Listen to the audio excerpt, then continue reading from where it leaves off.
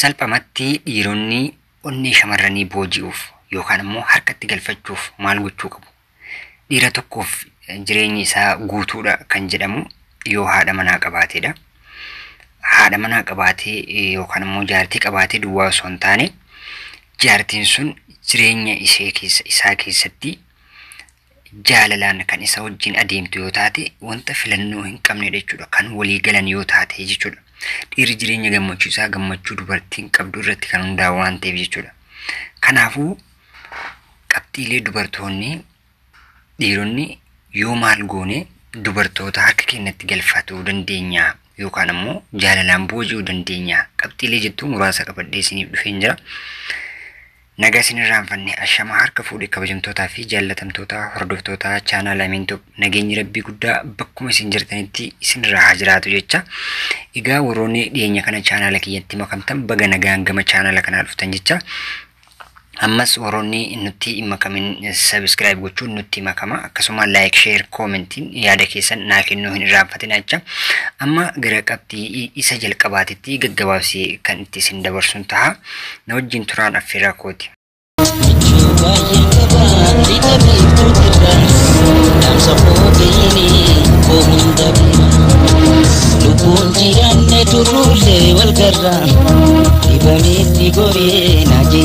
Akka jalqabaatitti wanti dhiironni yoo nuti salphamatti kan taasifnu ta'ee onnee shamarranii booji'uu dandeenyu keessaa inni jalqabaa sirriitti kunuunsa taasisuu fi qabna jechuudha.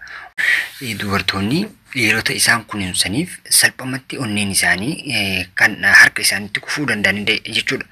Kun sababni isaas dubartiin dhiira irraa miiraa fi jaalala qofa osoo hin taane ittisa siif jira jechuun isii eeguu kunuunsuu sirriitti wanta isin barbaaddu keessaa wantoota filatamoodha jechuudha. Kunis hawwii fi nageenyi waan itti dhagamuuf jireenya laaffisuun sirriitti gammachuu qabaatu isii taasisa jechuudha. Jireenya cinqii osoo hin taane jireenya isii kan jireenya laafee jiraachuudhaaf kan isin keessatti tasgabbooytu ta'uun sirriitti kunuunsa isiif taasisuun qabxii murteessoodha jechuudha. Egaa akka qabxii itti aanutitti wanti nuti ilaallu hordoffii gochuufiidha. Hordoffii gochuufi jechuun kun immoo dubartoonni afaanii fi haasawaadhaaf sammuu banaa qabu jechuudha. Dubartoonni dubbachuudhaaf ni jedhamaa akka yeroo tokko hangam akka dhugaa ta'e garuu irraan beeku guyyatti dubartoonni jecha 7,000 ol dubbachuu danda'anii jedhama. Dhiironni garuu jiddu galeessaan jecha 2,000 ol dubbachuu danda'u guyyatti jedhama. Hangam akka walirraa fageenya qabnu ilaalaa jechuudha. Kanaafuu dubartoonni afaanii fi haasawaadhaaf sammuu banaa qabu jechuudha. Irra caalaa haasa'uu danda'u jechuudha. Dubartiin furmaata argachuu baattuyyuu nama ishee dhageeffatu iddoo guddaa kennitiif. Nama ishee dhageeffatu rakkoo ishee mudate tokkoof furmaata kennuu yoo baattu yoo ishima dhageeffachuu qofaaf iddoo guddaa sii kenniti jechuudha. Haasawaa qofti hanga cinqii irraa xiqqeessa jechuudha. Wanta cinqamtee keessa jirtu san keessaa haasawinummaan ati furmaata gochuu fi baattee waliin haasawite kun hanga cinqii isiisan irraa xiqqeessa jechuudha. Kanaaf immoo ishee dhageeffachuun dirqama dhiirotaa ta'uu qabaa jechuudha. Yoo nama biraa faana haasoftuyyuu jidduudhaan jechuudha namni dhiiraa jaartii tantee wajjin yeroo jirtutti nama biraa wajjin yeroo haasaa taasiftuyyuu jidduudhaan isii irraanfachuu osoo hin taane isii yoo si bira jiraattu ta'e harkaan qaqqabdee jidduudhaan jaalallee haadha manaa kan kee yoo taate jechuudha. Harka irra kaayyachuu akkasuma dhungachuu faan akka isiin jaalala keetiin si harkatti irraanfachuun qabdu jechuudha. Walumaa galatti yoo nama wajjin jiraattee nama wajjin haasaa taasisaa jiraattee yoo isiin si maddii jiraatte harka kee irra kaachuu jidduudhaan dhungachuu jaalatti kee rakkoon qabu. Kun ammoo wanta isiin iddoo guddaa siif kennituu fi jaalala isiin akkasii harkatti kuftu taasistu keessaa isa tokko jechuudha. Egaa akka qabxiitti aanutitti wanti nuti ilaallu eegumsa taasisuufidha. Eegumsa taasisuufi jechuun dubartii yeroo kamiyyuu jechuudha abbaa warraa tokko haadha warraa ofii biratti goota fakkaatee dubartii biratti mul'achuun murteessaadha. Maaliif sababni isaas bilisummaan akka isheen jechuudha sammuun isii bilisa taate bilisummaan akka sammuu isheetti dhagahamuuf wanta kamiinuu jechuudha isii jajjabeessuudhaaf ati goota taate isii biratti argamu baay'ee barbaadde jechuudha. Isiin bilisummaan socho'uuf si goota biraa akka qabdutti ilaalte waan ta'eef yeroo kamiyyuu bilisummaan sammuu isiitti akka dhagahamu taasisa ati goota taate isii biratti argamu jechuudha. Rakkoo kamirraayyuu isii tiksuudhaaf yeroo ifaaju rakkoo kamirraayyuu jechuudha wanta isii mudatuuf kamirraayyuu dhiirri yeroo irraa ittisuudhaaf yookaan ammoo irraa wardiyyaa ta'uudhaaf rakkoo isii sanirraa yeroo dhiirri ifaaju isiin ammoo boqonnaa guddaa argatti jechuudha. Amantaan isiin sirraa qabattus daran dabalaa deema jechuudha. Amantaan namni kun na eegaa na kunuunsaa kan jettu amantaan sammuu isii keessatti baay'ee kan mul'ataa deemu ta'uu isaati jechuudha. Eegumsa gochuufin immoo waanuma hunda keessa lixanii akkasuma bilisummaa isii hanga irraa mulquutti ta'uu qabu jechuudha. Eegumsa yeroo godhamuuf wantoota irraa eegamuun barbaachisu irraa eeguudha malee hanga bilisummaan isii irraa sarbamutti eegumsa uuma argan keessa lixanii irraa eeguun kan hin barbaachifne ta'uu isaati jechuudha. Egaa akka qabxii itti aanutti wanti nuti ilaallu akka isheen si amantuuf of taasisu akka isheen si amantu of taasisuu qabdaati. Kana jechuun dhiironni yeroo dubartii gaaffii jaalalaa kaasaniif dhiironni yeroo dubartiif gaaffii jaalalaa kaasaniif waanuma dubartiin sun hin qabne waanuma dubartiin sun hin qabne hunda irra tuuluun humnaa ol ishii jajuun jechuudha. Humnaa ol ishii jajuun daangaa darbanii isii jajuu jechuudha. Fakkeenyaaf humna dubartiin sun yoo dubartiin sun fakkeenyaaf furdoo hin taane iyyuu yookaan immoo dubartiin sun qalloo taate ati furdoo kiyyaa yoo isiin gurraattii taate ati diimtuu kiyyaa yoo isiin maal taate fokkatu taate ati akkasii yookaan homa isiin hin qabne irra fageessanii jechuudha. Daran waan isiin hin qabne irra fageessanii yeroo irra tuulanii jedhanitti kun immoo dubartiin sun akka uumama addaatti of lakkaa'uu dandeesse jechuudha. Uumama addaatti akkasiin of lakkaa'uu si taasifte jechuudha. Yeroo isiin fokkatu taate bareedduu kiyyaa jettiin irra tuulte jechuudha. Yeroo isii harkaan hin gaatiin san duratti jechuudha. Yookaan hunda jetteen isheen sun akka isheen si amantu boodas erga isii fuutee harkatti galfattees jechuudha.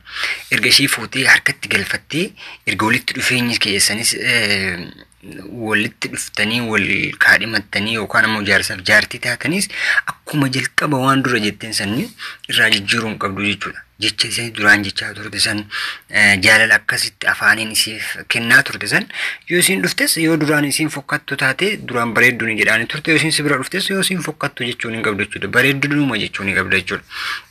So kanaaf akka isheen si amantuu keessaa wanni isii taasisu keessa wanni akkanaa kun waan baay'ee murteessaadha jechuudha. Inni itti aanu immoo miira ishii hubachuudha. Miira ishii hubachuu jechuun immoo dubartiin ga'een ishii maal akka ta'e inni yoo beekeef itti tole jechuudha. Dubartiin jechuudha. Ga'een ishii maal akka ta'e inni yoo beekeef itti tole jechuudha. Ga'een dubartii tanaa maalidha jedheeti yoo beekeef itti tole jechuudha. Dubartii waan hunda sirriitti odeessitee gaafattee fixuu dhiisuu dandeessi. Wanta hundayyuu odeessitee afaan ishee keessaa odeessitee gaafattis fixuu dhiisuu dandeessi. Kanaaf fuula ishii dubbisee dhiirri wanta isiin barbaadu san hubatee irraa bare baay'ee isiin itti gammadde jechuudha. Fuuluma isii qofarraa jechuudha. Rakkoolee isii mudataniif maal tokko ta'e isii gaafatee hubachuu duwwaa osoo hin taane isimarraa laalee hamma tokko jechuudha. Akkuma saayikoloojikaalii madaaleetuma yoo laalee wanta san rakkoo san keessaa baase baay'ee tokko itti tolaa jechuudha.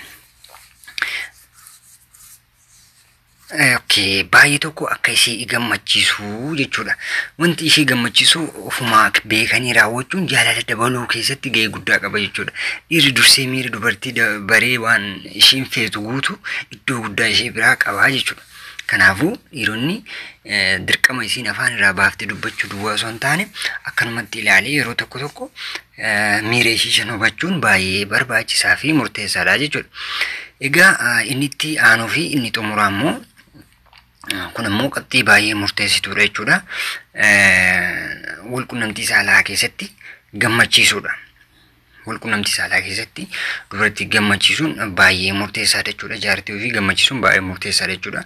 Dubartii walqunnamtii saalaatiin dhiira isaan gammachiisu waan barbaadduuf jechuudha. Walumaa galatti dubartiin yookaan ammoo jaarsa walqunnamtii saalaatiin isii gammachiisu ni barbaadde jechuudha.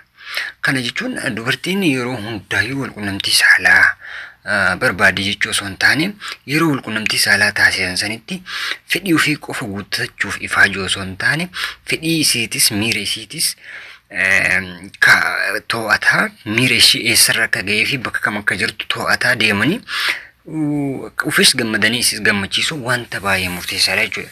Just uf qofa ilaalanii gaafa ofii xumuratan akka waan isiin xumuratte qofatti ilaaluun hedduu waan isiin hin barbaanne jechuudha. Walumaa galatti murteessoo dubartoonni walqunnamtii saalaatiif bakka guddaa qabu jechuudha. Walqunnamtii saalaatiif bakka guddaa qabu jechuun immoo yeroo hunda walqunnamtii saalaa barbaaddi osoo hin taane yeroo walqunnamtii saalaa raawwatanitti fedhii isiisan dhiira guutuuf abbaa warraa isiisuun fedhii ishii akka guutuuf hedduu waan isiin barbaadduu fi yeroo kamuu dirqama waan ta'edha jechuudha. Kun jireenya ilma namaa keessatti namni kan walitti dhufuuf fakkaattii isaan fakkaattu lafa kaa'achuuf illee tahee miira gammachuu isaanitti dhagahame jaalala waliin dhandhamataa deemuun jaalala jechuun safuu aadaa biyya keenyaa eeggannu malee waan addaa of keessaa hin qabu. Wanti jaalala irra bu'uureffamu tokko waan kana jechuunis ni danda'ama jechuudha. Maaliif osoo wanti kun hin jiru tahee wal jaalalaa fi wal kabajni illee hin jiru jechuudha.